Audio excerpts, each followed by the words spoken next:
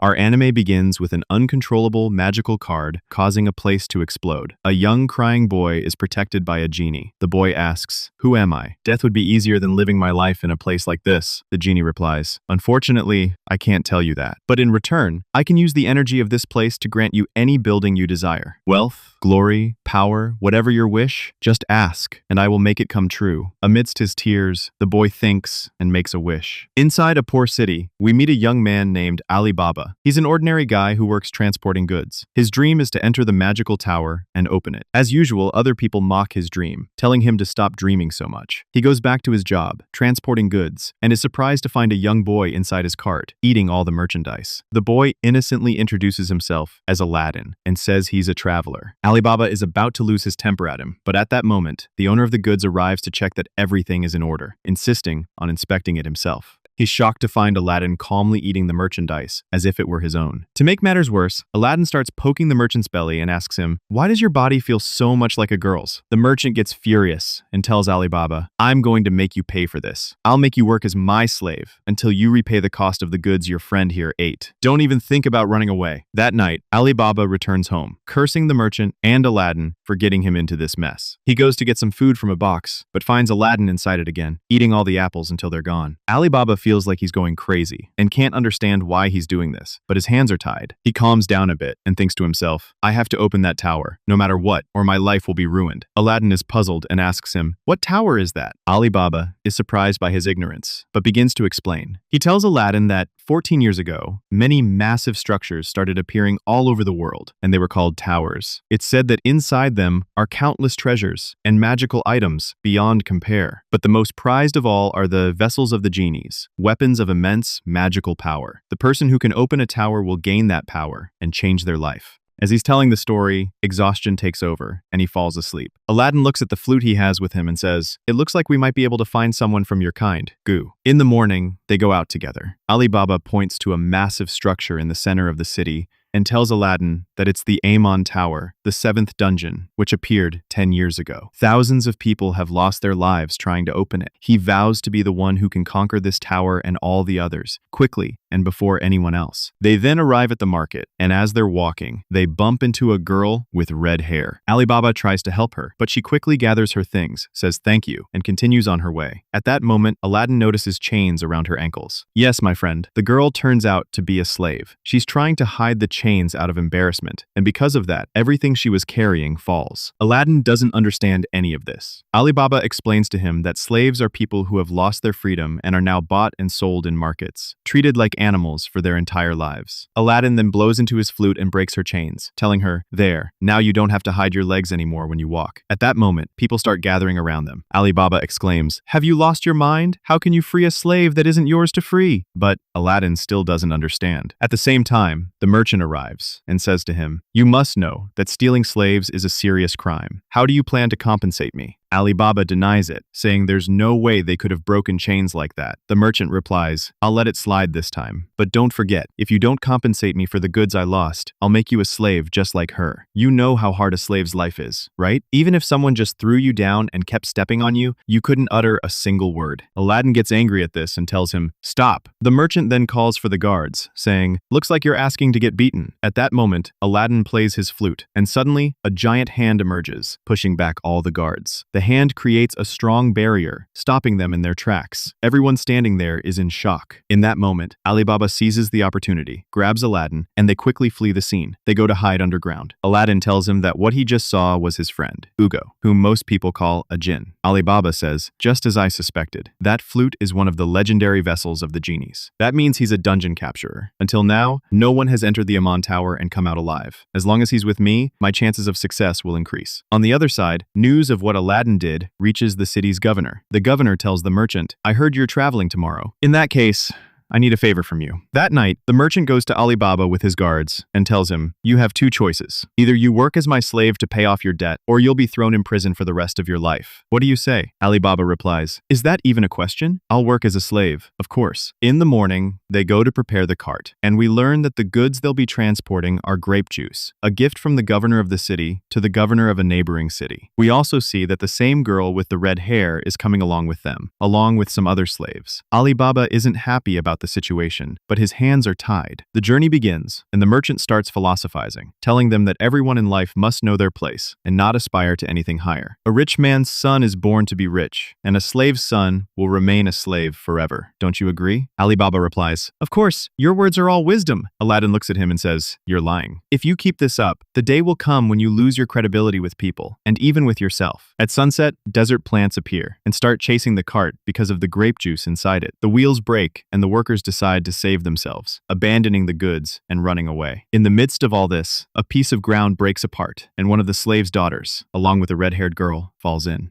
The mother of the girl starts screaming, begging for anyone to save her daughter, but no one cares. The merchant decides to take advantage of the plants being distracted with the two girls and starts gathering the goods. Ali Baba watches them dying, unable to do anything but stare. The merchant says to him, "What's wrong with you? Just sitting there. Get up, hurry up, move the goods. And you, stop crying and help us gather the goods. I promise I'll pay you extra to compensate for the loss of your daughter." At that moment, Ali Baba explodes with rage. He punches the merchant in the face and curses him, saying, "Are you comparing a human life to some rotten barrels? You're a true pig." He grabs one of the barrels and jumps in after the two girls. His plan is to throw the barrel into the plant's mouth so it drinks it, gets intoxicated, and releases them. But its mouth is closed, and he can't open it. Aladdin then plays his flute. Ugo emerges and opens the plant's mouth. Ali Baba seizes the opportunity, throws the barrel into its mouth, and goes to get the girls out. But unfortunately, the barrel wasn't enough. The plant wakes up again. At the very last moment, he manages to pull them out, falling in their place. It seems like this is the end for him. Aladdin then removes the turban from his head, which transforms into a magical flying carpet. As Ali Baba is drowning, his life flashes before his eyes. He thinks to himself, "All my life, I was a liar. I was helpless and always tried to run from my fate. That's why I thought I needed money and power. But in reality, that's not what I truly wanted." Suddenly, he finds Aladdin above him, saying, "See? I told you you were lying. From now on, I want you to tell me more about yourself and about the things that money can't buy." Amidst the merchant's shouting, he throws all the barrels into the plant's mouth. Its entire body becomes intoxicated. And so, my friend, things end well. From a distance, the governor had seen everything and recognized Aladdin's true identity. The girl returns to her mother, and Aladdin takes Ali Baba aside, telling him, "I want to ask you for something. I want you to be my friend." And this turns out to be the wish he had asked Ugo for, to have Ali Baba as his friend. Ali Baba, of course, agrees. Meanwhile, the merchant is still shouting in the background, threatening to turn them into slaves, but Ugo simply flicks him away. He takes Aladdin and Ali Baba, and the three of them embark on their first adventure together, their journey to the magical tower, Amen. By night, they reach the tower's location. Aladdin collapses from exhaustion, and they enter together. They wake up inside the tower to find themselves in the middle of water, with a strange smell in the air. Ali Baba quickly realizes it's gasoline. He grabs Aladdin, and they run frantically before the lake can ignite around them. Outside the entrance, we see the governor and his men. The governor says, "I've been waiting for this moment for a long time. This is the moment I will reach the pinnacle." Meanwhile, Aladdin and Ali Baba continue their escape until they fall down a slope. They stop to rest for a while, and Ali Baba notices that Aladdin is exhausted and can barely move. Aladdin explains that he just needs to eat, nothing more, because summoning Ugo drains a lot of his energy. Ali Baba tells him not to worry, that he'll find a solution for the food situation.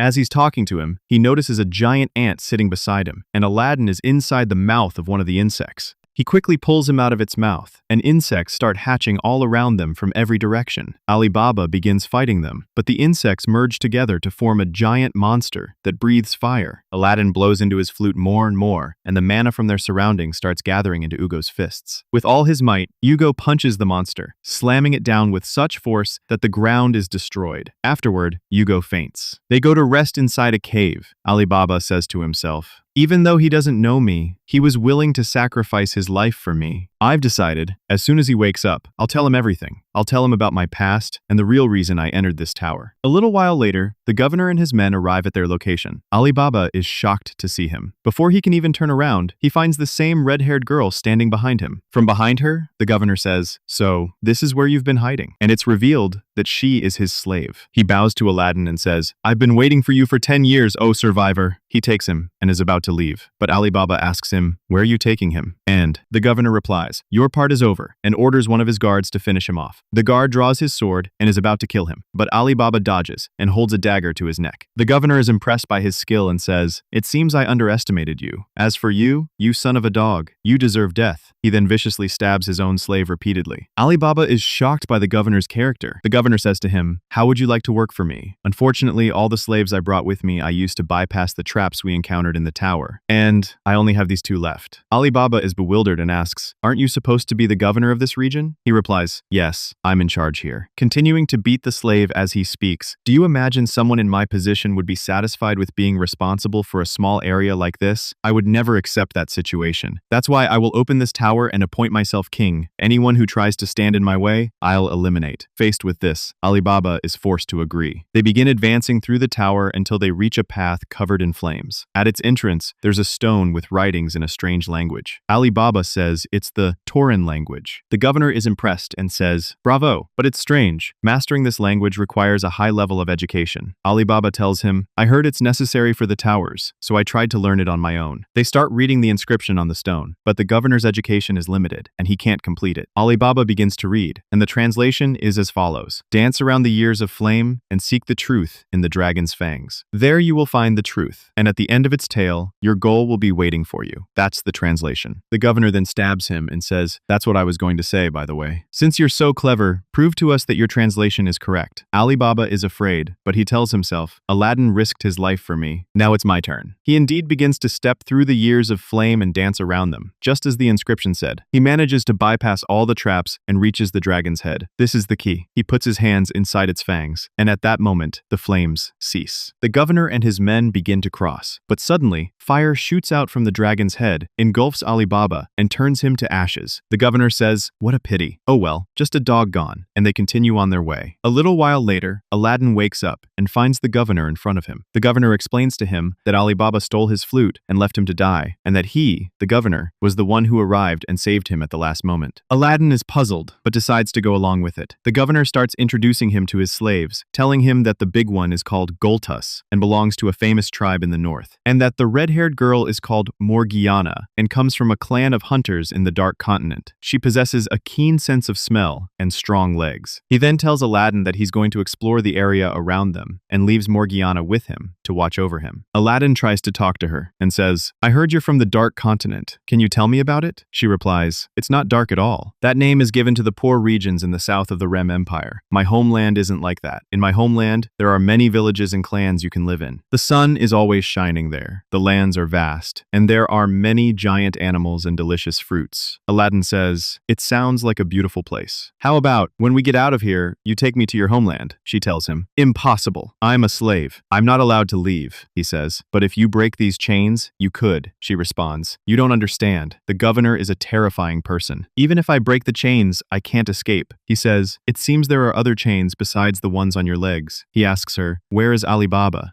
She tells him, "Your friend is dead. He died because he tried to help others, even though he couldn't even help himself." Aladdin was about to cry and get emotional, but then he finds Ali Baba above him. He jumps up, and Ali Baba says to her, "I have 7 lives." At the same moment, the governor was struggling with monsters and calling for Aladdin's help. He sees Ali Baba in front of him. Ali Baba says to him, "No offense, but I lied about the translation. The real translation was, 'Dance around the years of flame, for the truth is inside the dragon's fangs. And at the end of its tale, the crossing will be waiting for you. Thanks for letting me find the right path." Aladdin then removes his turban, and they fly away on the carpet. "Good luck to you, but it's not that easy," the governor shouts at the top of his lungs, and Morgiana flies after them. "Indeed, my friend, the girl has incredible leg strength. She scales the walls with terrifying speed and was about to catch up to them, but luck was on their side. She falls to the ground, and the governor kicks her, curses her, and stabs the other slave as well. He is literally insane." On the other side, Aladdin and Ali Baba reach the treasure room and find handprints on the gate. They place their hands on the gate and speak the famous words, "Open, Sesame." The gate then opens, and the walls around them begin to fade away. From the center of the tower, a beam of fire appears. It seems this is the chamber of the jinn. At the same time, the governor is struggling with the fire monsters and doesn't understand what's happening. Again, he starts beating poor Morgiana, telling her, "This is your fault." Meanwhile, Aladdin and Ali Baba reach the jinn's chamber and find inside a large number of petrified ancient artifacts. But suddenly, the governor and his men appear. Morgiana delivers a powerful kick to Aladdin,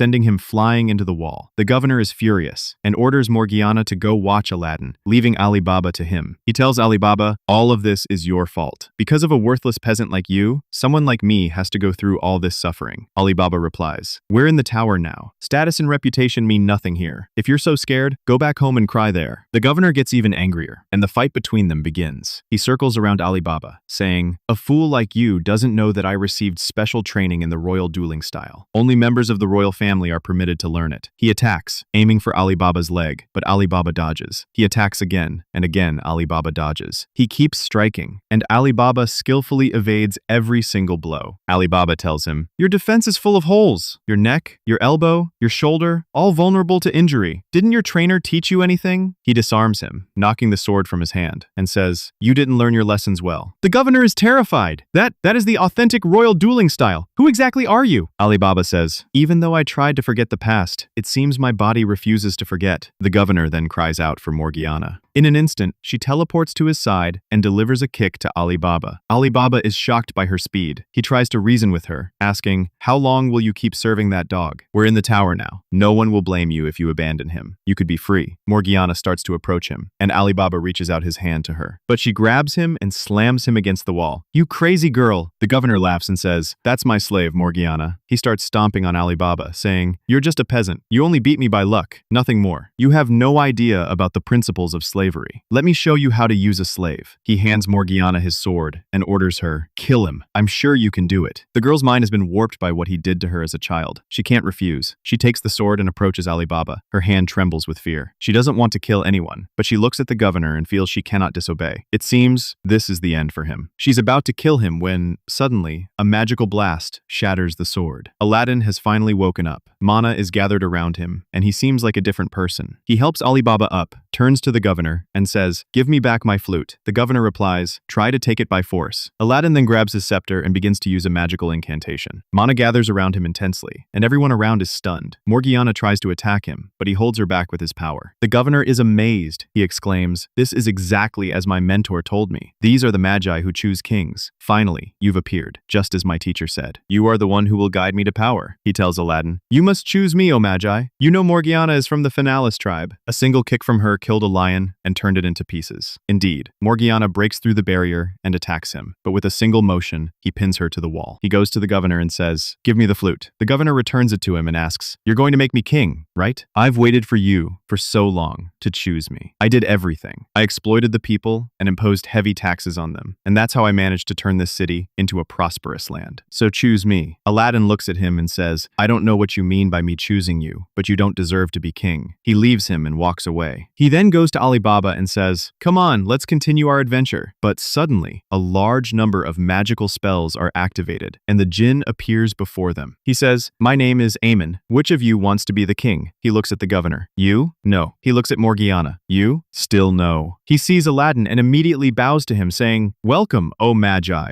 At that moment, the flute begins to interact with him, and Ugo emerges from it. The moment Aman sees him, he is shocked. They begin communicating in sign language, and none of the bystanders understand a thing. After their silent conversation, Aman says, now I have a general idea of the situation. My name is Aman, the jinn of strife and discipline. I hereby declare that this tower has been conquered by you. Ali Baba is overjoyed and starts gathering the treasures. Aladdin tries to talk to Aman and asks him, what does Magi mean? Aman looks at Ugo and explains, the Magi is the one who chooses the king. As long as there are humans, there must be a just king to rule them, and the Magi is responsible for selecting that person, guiding them, and testing them. As they are talking, the place suddenly begins to shake, and a dark, magical circle appears outside the tower. Aemon tells them, someone is trying to seal the exit from the outside. If that happens, we will all be trapped here forever. Quickly, he uses his power to create a magical portal and urges them to get inside before the tower collapses and they all die. But Morgiana remains standing by the governor's side, refusing to abandon him. Ali Baba tries to convince her, but she refuses to listen. At that moment, Goltus intervenes and stops her. He tells her, that man cannot leave here. I have also done many terrible things and killed many people. He and I are alike, but you are different from us. You can still leave. Return to your homeland, Morgiana. This is my final wish. He breaks her chains. She then enters the portal with the others and watches as the place crumbles, and the governor meets his fate, receiving his just punishment for everything he did. Amun uses the last of his magic and transports them all outside the tower. Afterwards, he takes residence within Ali Baba's dagger, and so, Ali Baba is officially a dungeon capturer. We then see the person responsible for trying to seal the exit another magi, but judging by his appearance, he does not seem to have good intentions. On the other side, Ali Baba and Aladdin successfully made their escape safely. Each of the three was transported to different locations. Morgiana was transported outside the city. Ali Baba was transported along with the treasures outside the tower, and he found all the people waiting for him, cheering his name. As for Aladdin, he was transported to a distant place in the north, where one of the tribes found him and decided to take him in. 3 days passed, and Ali Baba was living the life of his dreams. The merchant was now working for him, even serving him juice and food. But despite all this, he felt lost, like something was missing. One of the servants came to him and said someone wanted to meet him. He quickly ran out joyfully, thinking it was Aladdin, but unfortunately, it was Morgiana. They sat and talked. Morgiana asked him why he was using his treasures to free slaves. He replied, "Because that's probably what Aladdin would have done." He asked her what she planned to do now that she was free. Morgiana told him she would return to her homeland. That was the final wish of the person who freed her. After talking with her, he finally decided that he too would return to his homeland. He wouldn't run away again. He would face his destiny, continuing his search for Aladdin, and then they would resume the adventure they had started together. Meanwhile, Aladdin woke up from sleep and found the village chief beside him, whom we will call Granny. She said to him, "It seems the Rook love you," he asked. "What is this Rook?" She replied, "Don't you see them? The Rook are the eternal swarm that represents the life force," he told her. "They've always helped me. Whenever I'm in trouble, these particles gather around me and lend me their power." Granny was astonished. "This is the first time I've heard of anyone being able to control them?" One of the villagers came in and informed her that the reconnaissance team had returned. They went to welcome them. We learned that the red-haired boy is named Druji, and he was the one who found Aladdin and brought him to the village. The team leader presented his report to Granny, telling her that the neighboring village had also been occupied. It seemed things were not looking good, but Drowji and the others told her not to worry. For centuries, the Koga tribe has always succeeded in resisting the occupiers' demands. This time we will resist them too. As they were cheering, they suddenly found Ugo's arm beside them, cheering along with them. They took Aladdin for questioning, suspecting he was a spy for the Ko Empire. He introduced himself and told them he was from a city called Chishan. One of them recognized it, saying it was supposedly in the far west, a journey of 2 years on foot. Aladdin exclaimed in astonishment. 2 years! He was about to cry, but Granny reassured him, telling him he could reach it in a week if he joined a caravan. At night, they gather to celebrate, and Granny tells him that the tribe members have lived together for centuries. As a result, they have become one big family, sharing a single mind. Aladdin remembers Ugo's words to him. "You have no family. You are different from all humans. There is no one like you."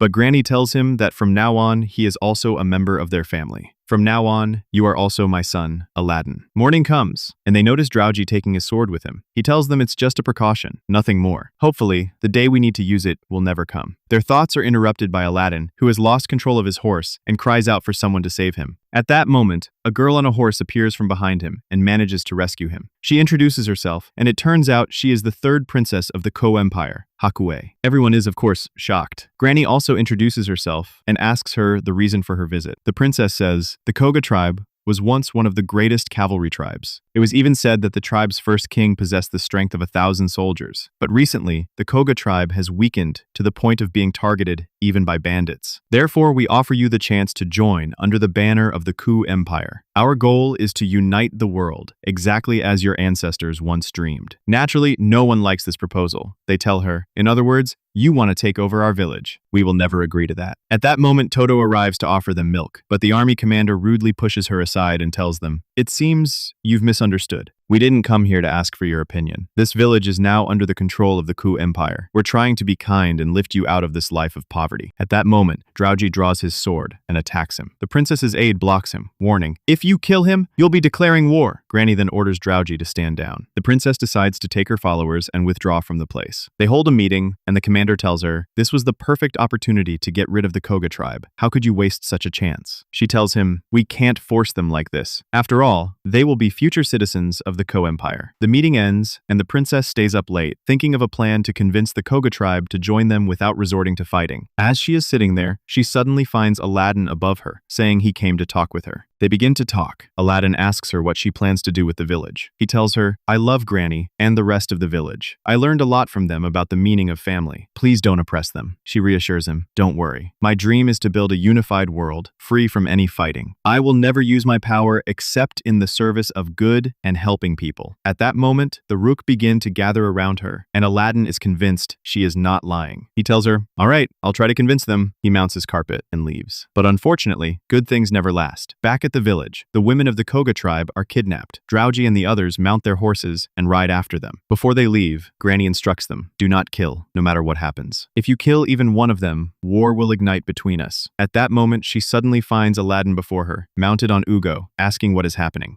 On the other side, the cavalrymen are celebrating the capture of the women. Their leader plans to sell them and reap a fortune. They are surprised to find the Koga tribe's horsemen behind them, easily surrounding all the carts. Drowgy skillfully dodges all the arrows and manages to reach the leader's cart. He disarms him, remembering Granny's words not to kill. But then he sees Toto lying on the ground, battered and humiliated. He can't control his nerves and kills him. Meanwhile, Aladdin and the others have lost track of them and decide to wait there. They talk, and Aladdin tells Granny about his conversation with the princess and her promise not to harm anyone. Granny says, but it's strange that someone can control the Rook and even summon a giant jinn. You're like the Magi from ancient legends. He asks her, can you tell me more about the Magi? I want to know more about myself. She begins to tell him. She explains that in ancient times, when no countries existed, a man emerged from among the people and asked them to build a nation and choose a king for themselves. This man used his power to manifest a tower before them and told them that whoever could overcome its trials and open the tower would gain the power of a king. And indeed, the day came when someone managed to open it and became the king. The people revered the young man who fulfilled the prophecy and called him Magi. Incidentally, the country referred to in the legend is the Great Kuga Empire. Soon after, Drewgy and the others return with the women, safe and sound, and, remarkably, without having killed any of the raiders. It turns out that Drowgy remembered Granny's words at the last moment and managed to control his anger. Granny then gathers everyone and announces her decision. I have decided that we will join the Ku Empire. What do you think is the most important thing we must protect? Is it the tribe's land? Is it our dignity? It's none of those things. The most important thing is our lives. We will not fight, no matter what happens. The true battle will be our battle against ourselves. Indeed, no one objects, and they all agree with her words. Afterwards, they celebrate together, and everyone is happy and joyful. During the celebration,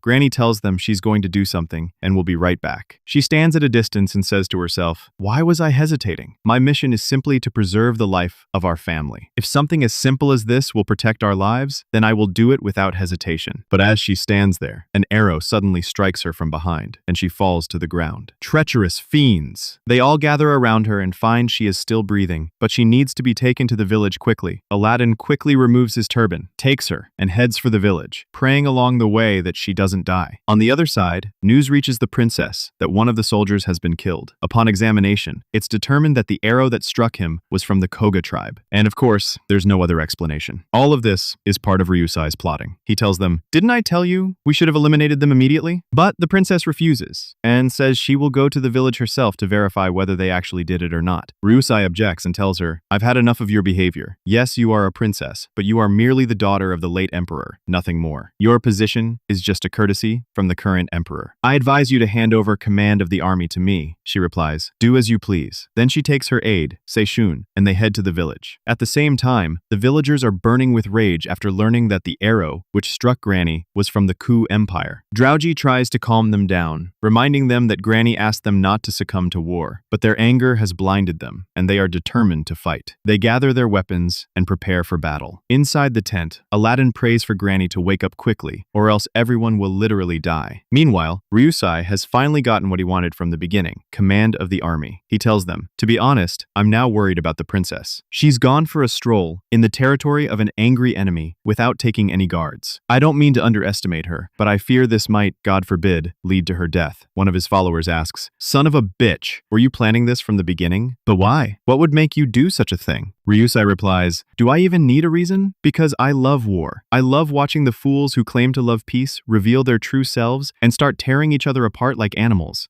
At the same time, the princess was on her way, telling Seishun, I can't believe the Koga tribe would do this. I'm sure something is wrong. They arrive at a cliff and are surprised to find the Koga tribe waiting for them, armed and ready. She gets down from her horse and tells them, we came here only to talk with you. But one of the tribe members says, we've had enough of your tricks. He takes a sword and attacks her. However, Ren does not move from her spot. She takes the blow and is injured. The attacker is shocked. Ren tells them, believe me, we have no intention of fighting. All we want is to talk with you, nothing more. But one of them warns the others, don't be deceived by her words. This is the same thing she said last time. At that moment, Granny arrives and stops them all. She asks, aren't you ashamed of yourselves, fighting an unarmed opponent? Never forget who you are. Her wound is bleeding heavily, but she maintains her composure and tells the princess, the Koga tribe will submit to the rule of the Ko Empire. Exactly as you said. Our tribe has long suffered from invasion and slavery. As a result, we have paid the price with our bodies and our memories. But I will not allow my family to suffer anymore. The princess looks at her injury and says, surely one of my men did this. Granny replies, and what of it? The life of the village chieftain versus the life of the entire village. It's clear which is more important. The princess accepts her offer, saying, from now on, I myself will guarantee the safety of the Koga tribe. I will provide you with protection, and thus, you are officially citizens of the Ku Empire. Drowji asks them, what's wrong with that? Nothing will change, as long as we keep our pride within us. This is Granny's wish. At that moment, everyone throws down their swords and decides to accept reality, weeping as they do so. Alaaldin, watching, understands the true meaning of courage. They chose to protect their family over protecting a piece of land. They return to the village, and Granny breathes her last breaths in a sad scene. Alaaldin looks at her and says, everyone is sad for you, Granny. They all loved you. She tells him, you speak as if you are not one of them. You think you are alone in this world, don't you? That's not true. Now, in this form, I finally know who you are. The Rook are the source of life for everything in this world. And you, who can control them, you are a magi, a person who lives with millions of souls and commands them. Therefore, you, beloved of the Rook, will never be alone. I will always be by your side. She says this to him, and then her light fades, leaving him crying. At the same time, the princess returns to the camp and is shocked to find Ryusai has taken the army and is heading toward the village. The princess asks him, what are you doing? The Koga tribe has agreed to submit to us without any war. He tells her, I knew they were cowards. Despite everything I did to them, they still agreed to surrender. Now listen to what's going to happen. After you were brutally killed by the Koga tribe, I, Ryusai, led the armies and destroyed Koga in revenge for you. She asks him, do you really think anyone will believe that a commander of 1,000 soldiers like you could lead the entire army? Ryusai gets angry and says, if you hadn't shown up at the last moment, I would have been the leader. He orders his followers to shoot her with arrows. But then, a surprise. She brings out her Jin vessel and blows them all away. Yes, my friend, she too is a dungeon capturer. She asks Seishun to buy her some time so she can prepare for battle. She calls upon the spirit of the magical tool and asks it to reside within her body, transforming her into a great warrior. This is the Jin equip. She declares, as a traitor to the Ku Empire, I, the first princess, sentence you to death. Prepare to die. At the same time, Alaaldin senses a strange flow in the Rook and decides to go investigate. Meanwhile, the soldiers are struggling against Ren and her magical attacks. Ryusai, going mad, orders them to keep firing arrows, even if it means hitting their own comrades. The cunning man knows well that she will try to protect them, thus depleting her energy in a war of attrition. His plan works, and Ren begins to tire. She decides to end it with one blow and executes a combined attack with Seishun, a massive tornado of wind that sends the entire army flying. Afterwards, her energy is spent, but unfortunately, Ryusai had planned for this and had prepared a separate battalion apart from the main army. They capture her, and Ryusai tells her, once the magical energy is depleted, the main vessel becomes useless. Anyway, don't worry, I'll kill you quickly. And after that, I'll finish off your little brother, Hakuryu. Ren gets angry, steals a sword from the soldiers, and attacks him with it. But his followers shoot her with arrows from all directions, and she falls to the ground. Ryusai keeps laughing at her, and it seems this is the end for her. He raises his sword to kill her, but suddenly a fiery explosion destroys the place and stops him. Alaaldin has arrived, and Ugo delivers a mighty slap to Ryusai that cools all our hearts. Mana begins to gather around Alaaldin, and Ren is shocked. She asks, who exactly are you? He remembers Granny's words and tells her, I am a magi. And just as before, her vessel suddenly begins to interact with Alaaldin, and her Jin, Paimon, emerges. Ugo also emerges from his vessel, and they communicate with each other in sign language. As usual, none of the bystanders understand a thing. After their silent conversation, Paimon says, "Now I understand. But despite everything happening in the world, I have no interest except in my master Ren. For Ren is a candidate for queen, chosen by the Magi of the Ku Empire." We then see him entering the Ko Empire. It's the same person who tried to seal the gate in the Amon Tower. He's avoiding a meeting with the emperor, saying, "I can't stand that pig." He goes to Hakuryu and tells him, "How about you become the emperor? I want you to be clever and open a dungeon for yourself, just like your sister Ren did."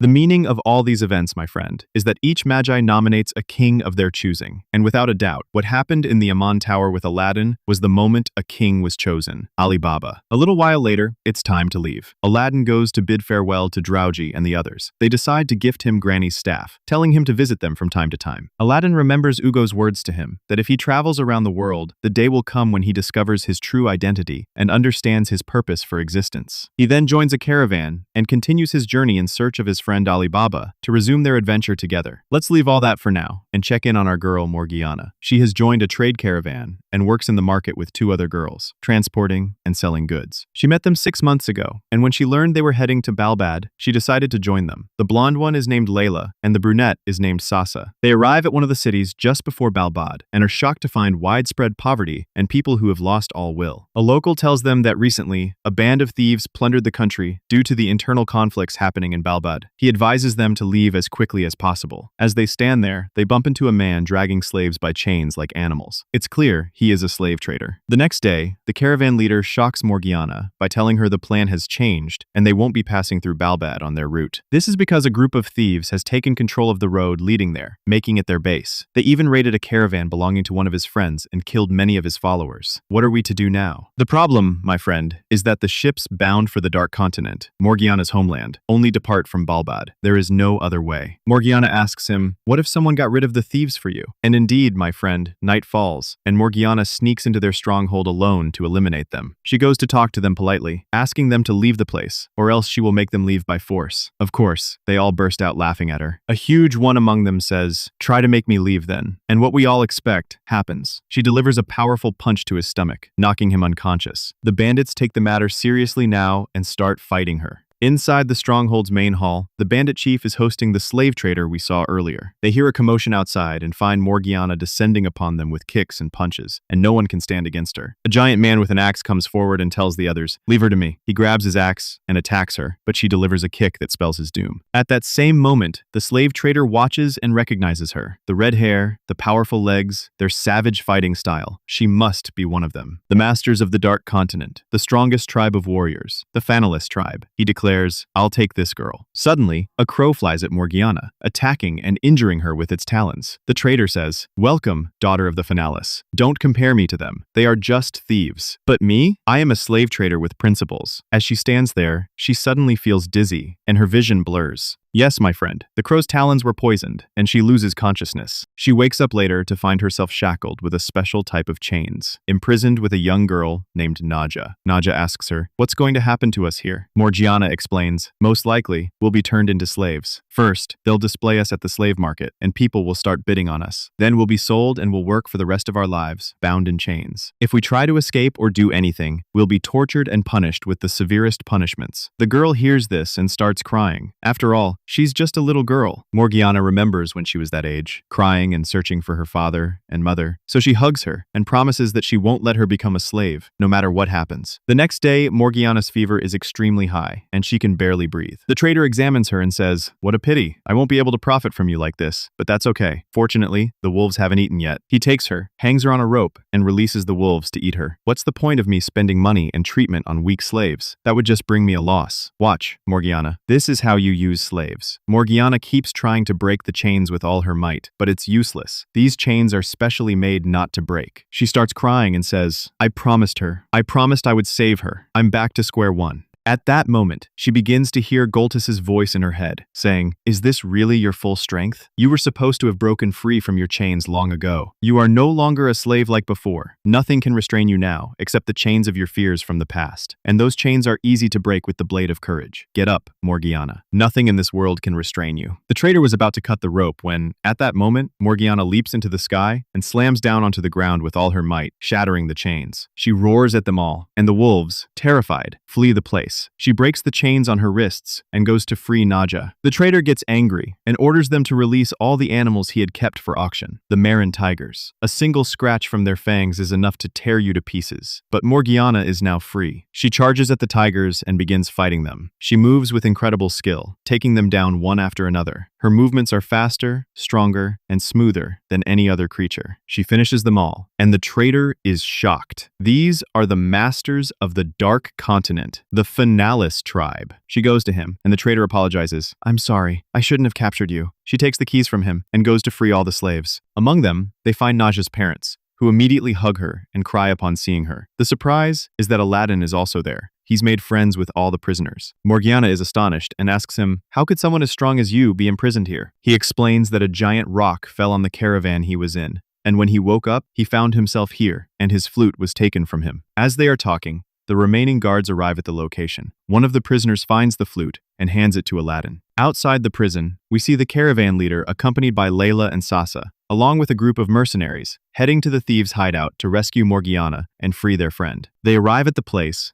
and find the thieves fleeing from Ugo. The party is already over. Layla, upon seeing Ugo, reassures the others. "Don't worry, that giant is on our side." It becomes clear, my friend, that Alaaldin had met Sasa in one of the villages and helped them before he even reached Chishan to meet Ali Baba. Everywhere he goes, he makes friends. And so, my friend, they have defeated the thieves and can continue their journey to Balbad without any further problems. Alaaldin is also heading to Balbad in search of Ali Baba. They decide to travel together. He and Morgiana then celebrate their victory over the thieves. The next day, Alaaldin and Morgiana part ways with the caravan and continue their journey toward Balbad on their own. At the same time, the 3 surviving bandits were also on their way to Balbad, suffering from hunger and thirst. They arrive at a forest and find a strange man sleeping in the shade of a tree, looking very relaxed. Judging by the amount of jewelry he's wearing, he seems like an important person. The thieves' eyes gleam, and they rob him while he's asleep. Meanwhile, Alaaldin and Morgiana have also reached the forest and are shocked to find this same person in front of them naked, saying, "Good evening, don't get the wrong idea." Of course, they think he's a pervert and assume fighting stances. They calm down, and the man apologizes for what happened, explaining that he was on his way to Balbad when thieves stole everything he had. He introduces himself as Sinbad. They start talking, and Sinbad is surprised to learn they crossed that entire desert alone. As they are sitting, Morgiana suddenly smells the scent of the sea. They run towards the scent until they reach the top of a hill. They stand there, awestruck by the view, and Sinbad says, "Welcome to the kingdom of Balbad." They begin walking through the markets, and Sinbad explains that Balbad's strategic location between 2 rivers has made it one of the best tourist cities and a center for maritime trade since ancient times. The Saloja family is the ruling family of Balbad, having governed for decades. As they walk, Sinbad notices that people have started using paper currency instead of gold, and signs of hunger and poverty are visible on their faces. They also see graffiti calling for the overthrow of the ruling family. It becomes clear that since the death of the previous king, the country has fallen into a state of chaos and internal power struggles. They arrive at a hotel, and Sinbad tells them, "This is the best hotel in the country. I personally stay here. You can rest here as you like, and I'll cover all expenses." Alaaldin remarks, "You seem very rich." Sinbad tries to enter through the gate, but the guards stop him and say, "Where do you think you're going? Get out of here, you beggar." He starts arguing with them, and his followers are watching the scene, bewildered at how he ended up in this situation. A little while later, Jafar feels sorry for him and goes to let him in. They then go to rest in their rooms, and Jafar asks him, "By the way, the person you were worrying about didn't get robbed, right?" Sinbad replies, "No, everything was stolen. Those bastards didn't leave a thing." Jafar is about to lose his mind. "Have you forgotten what those items are? When will you start acting according to your status? Have you forgotten that you are a king?" "Yes, my friend. This is Sinbad, the king of Sindria, and his items were stolen by thieves. It happens." They then go to meet the current current king of Balbad and his brother, both of whom are afraid of him. Sinbad tells them, I came here for one purpose only, to restore trade between Balbad and Sindria. Your late father and I had a trade alliance. Canceling the trade means you want to cancel the alliance between us. The younger brother, however, tells him he cannot restore trade right now because he is busy calming the internal situation in Balbad. At the same time, a servant tells Alaaldin and Morgiana that ships heading to the Dark Continent are currently unavailable. She begins to explain, saying that recently a group called the Fog Troop has appeared, a band of professional thieves. 2 years ago, they managed to steal from the royal treasury, and since then, their numbers have been increasing. They use strange magical weapons that the army cannot counter, and they have become a revolutionary force against the authorities. But unlike ordinary thieves, they only rob the houses of nobles and then distribute the stolen money to the poor. In other words, honorable thieves. They steal, yes, but they have principles. At the same time, the king is telling Sinbad the same story. He says that ever since the thieves stole from the royal treasury, the country's situation has worsened, taxes have risen, and worst of all, their power has recently increased after a new leader took command. The people call him the boy genius, Ali Baba. What? Could it be a coincidence? He is about to continue, but his brother quickly silences him and says, the Fog Troop is what halted the trade. If the matter bothers you, deal with them yourself. Sinbad replies, fine, I agree. My men and I will eliminate the Fog Troop. We don't need any help from your soldiers. Back with Alaaldin, they have heard the same story, but Alaaldin tells Morgiana that it's impossible for Ali Baba to be that boy genius. It must just be a coincidence of names. After Sinbad leaves, we see the king and his brother with a message from the Ko-Empire. They have no intention of restoring trade, no matter what. It seems there is a big political game at play. They go to have lunch, and Sinbad introduces his followers to Alaaldin and Morgiana. The one with white hair is named Jafar. The huge one is named Masroor. You've probably noticed from his hair and eye color that Masroor is also from the Finalis tribe, just like Morgiana. As they are sitting, Alaaldin brings out Ugo. Sinbad then realizes that he is also a magi. He says, well then, I'd like to introduce myself. I am the famous Sinbad. Alaaldin doesn't recognize him. Sinbad asks, how? You know the adventures of Sinbad? I am him, but Alaaldin still doesn't recognize him. Sinbad starts introducing himself seriously, saying, I am the one who has undertaken countless difficult and impossible adventures, the one who crossed the 7 seas and managed to conquer 7 dungeons. I founded my own country, became the master of 7 jinn, and the king of the 7 seas. He then asks Alaaldin about being a magi. Sinbad explains, there's only one thing I'm sure no one but a magi can do, summoning a jinn. The magi is the only one who can provide the necessary amount of mana for summoning. Every human has the ability to control the mana inside their own body, but that's it. Unlike the magi who has no limits and can control all the mana around them without any conditions, that's why they are called beloved of the Ruh.